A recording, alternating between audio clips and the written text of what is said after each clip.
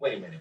Just listen. 4, 3. A little dance music here. I like it. Hello, everybody. It is 2022. We made it to the other side. We did. It is. A couple of days, we had the January 6th terrorist attack or insurrection, whatever term you want to use. But I'm Christian Cano, one of your other co-hosts, along with Jenny-Jaymes Gunn, Barb Bacon, and Mama Ruth.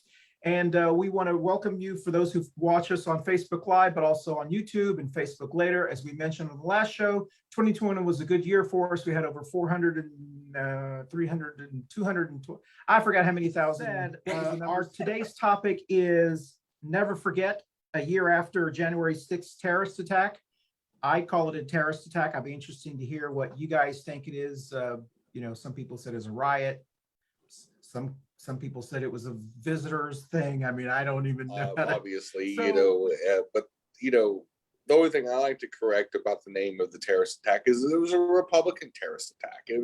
It was not a Democrat or a Libertarian or another party. Let's be very clear. This was a Republican Party-led terrorist attack led by the President of the United States, by members of Congress. They had a multi-page, I think it was a 24 or 32 PowerPoint that was passed around Congress. It was created by members of Congress and their staff. They had T-shirts. This was organized for weeks. Totally this agree was with not. Jenny.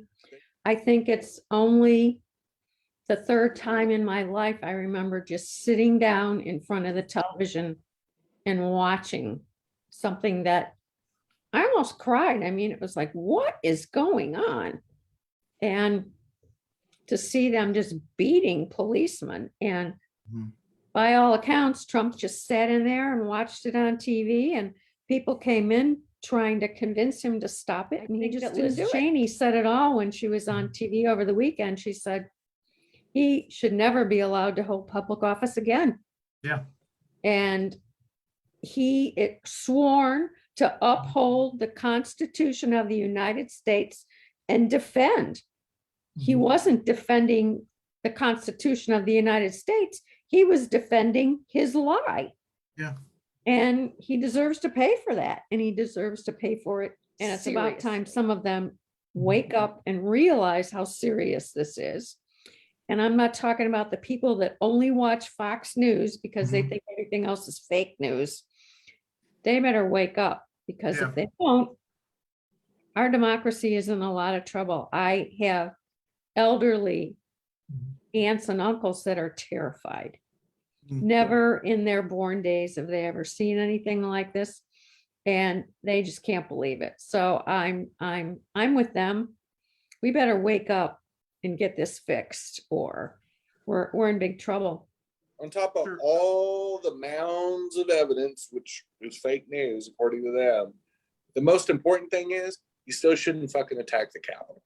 So even if you don't agree with evidence, because it's fake news now, and y'all and the Republican land, the most important thing is it's still not an excuse. It does not excuse a Republican terrorist attack against our Capitol. It does not excuse aiming guns towards Republican politicians, whether I like them or not. And there's a bunch of Republicans sitting in Congress I don't care for. But I also don't want them shot. I also don't want them hung. I don't want them attacked. I want them to be able to go and do their jobs. They struggle to do their jobs anyway. Let's not say that Congress has been real stellar the last 10 years. So look, we don't need to slow them down any more than we need to. Just take the loss, and like y'all said in 2017, fuck your feelings, get over it, quit being a baby, and move on. Just move on, get over it.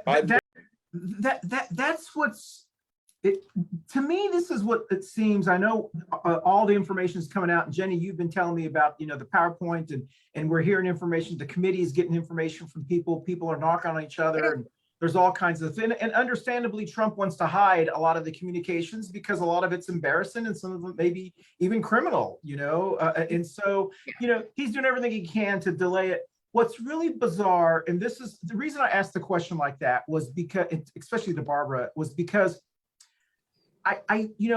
we've talked about this before, which is why we started this show, is to be able to communicate with each other who may not agree with us, who have different political views or whatever kind of views.